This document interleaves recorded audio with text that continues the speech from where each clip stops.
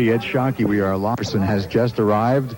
The first time John and Chris have seen each other in a few years. John, have a seat. Come on over and sit down here. We are making radio history here. Chris, would you like to welcome your old friend John Anderson to the radio? Get real close to the mic. Yes, I'm welcoming John to the radio right now. Right. And here he comes, the man with the golden voice. Taking the tip off his cigarette and saying, "Hi, Chris. What have you been doing? How are you doing? Nice to see you again." Nice weather, huh? Well, when's the last time you guys were together now? I guess the last tour? The last couple of years ago. Was it the last, yes? 3 years ago, would you believe? Actually, 88. Seems like yesterday to me, Chris.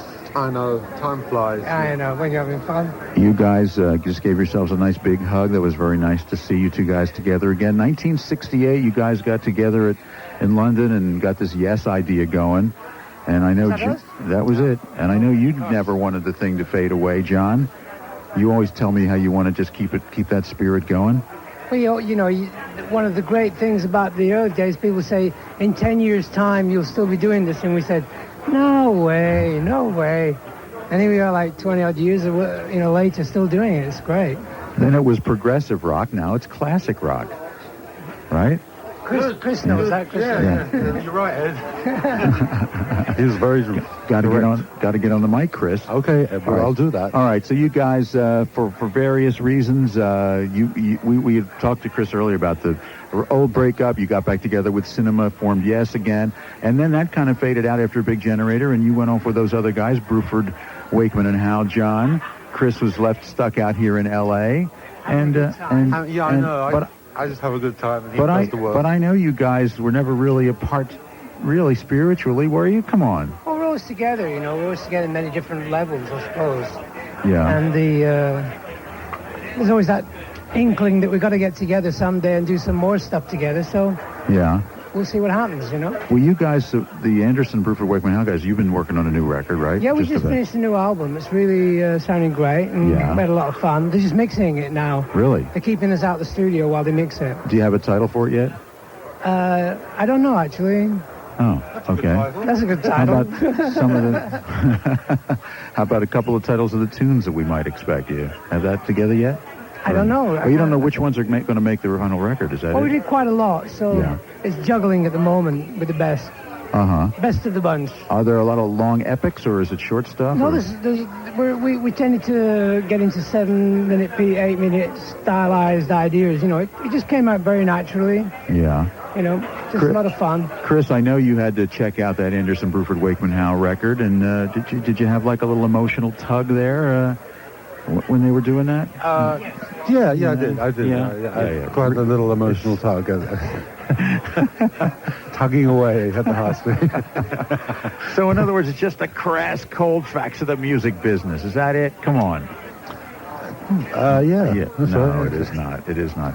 So, John's always talked about the possibility. In fact, you've always talked about the dream, I guess, of getting all these guys together. I know that the fans kind of, you know, the fans never took sides. The fans always loved all you guys and loved all the music and kind of see it as all part of this Yes continuum, of this special thing that not just on the top of the charts, but people who were into the albums, Topographic, and all of the great stuff and the concerts that you've done. And, you know, your dream is still alive there, John, on that?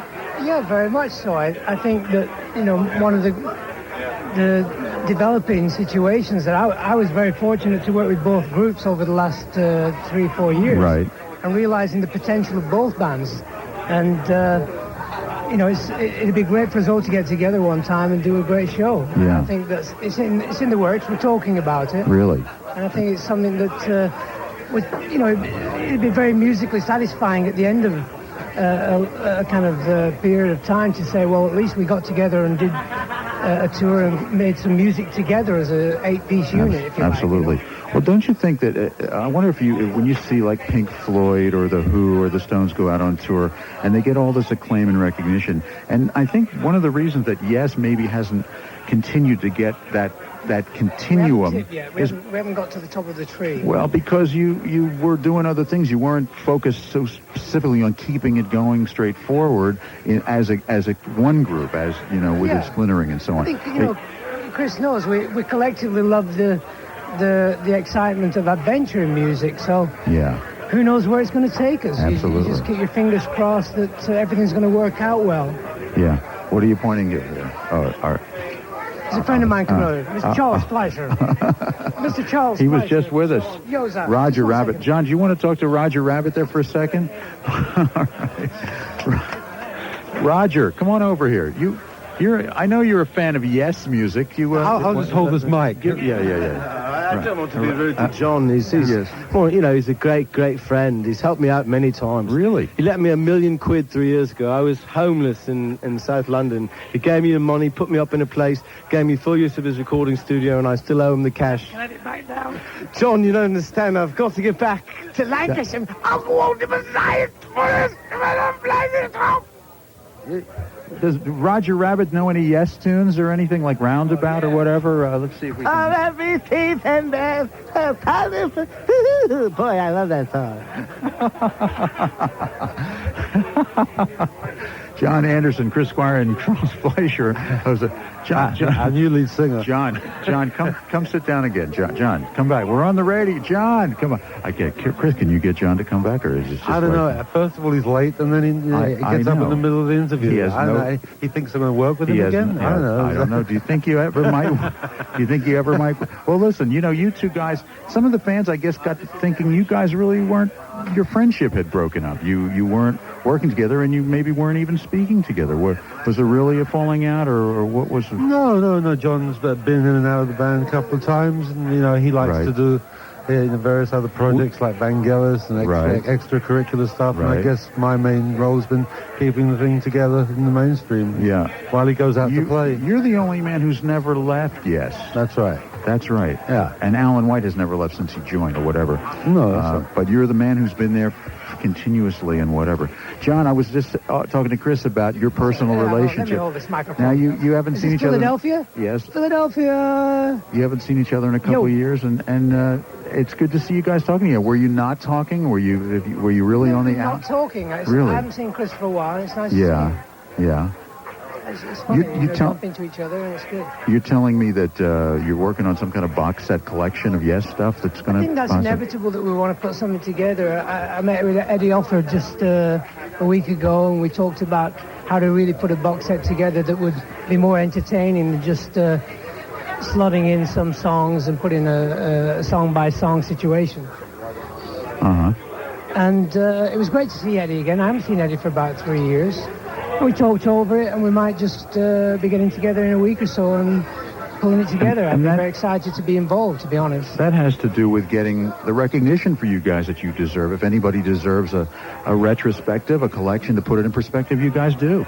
Yes, it's one of those things that the more you travel around the world, the more you realize that the Yes music has sustained over the years, and people as far away as Malaysia and Japan and Spain. I was in Spain earlier this year, and they really regard the overall idea of Yes so much, rather than the sort of business idea that there's a group here, then it falls apart or changes personnel. They just think of the overall Yes approach to music, and they love it, really. Well, I'm happy to have been a part of your success in Philadelphia over the years.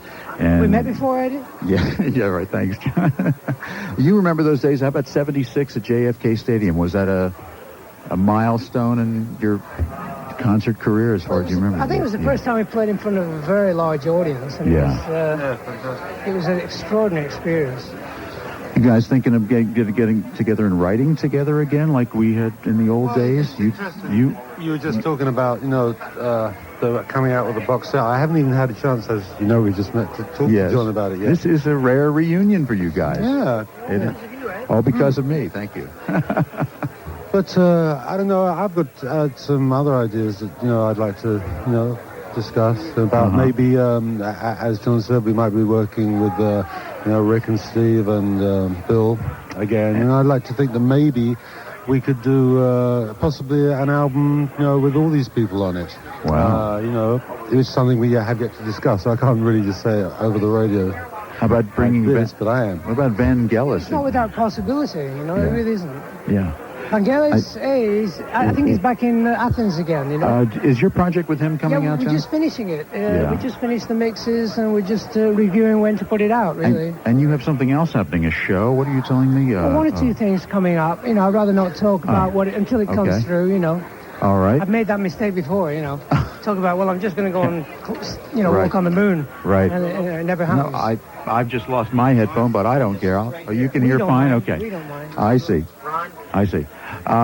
There you go. Thank you, Scott. Somebody pull the plug. Somebody pull the plug. They're pulling the plug. It is great to see you two guys together again, and I've had to twist many more than forearms to arrange this, and I appreciate you coming by, because I didn't know whether you really were into talking together like this again. Well, what John actually doesn't know is that when I knew I was going to do it, I sent a friend of mine who lives with me down to the house where he was living with a note from me saying, I'm doing this thing with Ed, do you want to come and join me? And then, of course, I called you, and you said, John's going to be there. So we both tricked each other. But John moved out of that house. He wasn't there. Yeah, I know he wasn't there. You didn't get the note. No, but I'll give him the note one day. Well, I think He'll frame it. Frame it. I was going to say I'll frame it. Can we, you guys can, exchange phone numbers, and we'll get something going here, okay, with you two guys? Well, I've only just come back a week ago. I was here for a couple of weeks finishing the vocals on the new album. Right. And, when you sort of clued into getting the album finished, the last thing you think about is getting in touch with your friends and talk about other things. But now the doors are wide open. We want to get on with some other things. And the new year's coming. And who knows what's going to happen. Yeah. Yo. It's been great. It's been great to see you two guys, and I appreciate you both coming by, especially at the same time, John. I know you get lost? They dropped you at the wrong place. Yeah, they dropped me off at a hotel in downtown Los Angeles and said it's somewhere around here. Well, you've really made this a highlight of our broadcast week here, and it's a great way to wrap it up. Chris. Yes, thanks very much, Philadelphia, for all your support over the years. Yes, they have been wonderful to you, and you've been great to them too. You've done all of you done some of your greatest performances in Philadelphia, and we hope we'll see you all again in whatever form coming up. Thank you, Chris. Thank you. Great to see you in daylight, and thank you, John. Thanks, Ed. Thank you. Merry Christmas to everybody, and hey. John, it's been a new year already. It's been great to watch you, both of you, all you guys over these years, by the way, and enjoy your music so much. Thanks again, Ed. You know, you've enriched my musical listening, as you know. I've told you that too many times, probably. Here's the $10 always. Thank you. John Anderson, Chris Squire, and thank you both. We'd like to thank all the other guests who we've had here this week. And there was the on-air reunion a week ago out in L.A. with John Anderson and Chris Squire getting back together again. Who knows what'll happen? Stay tuned for further developments.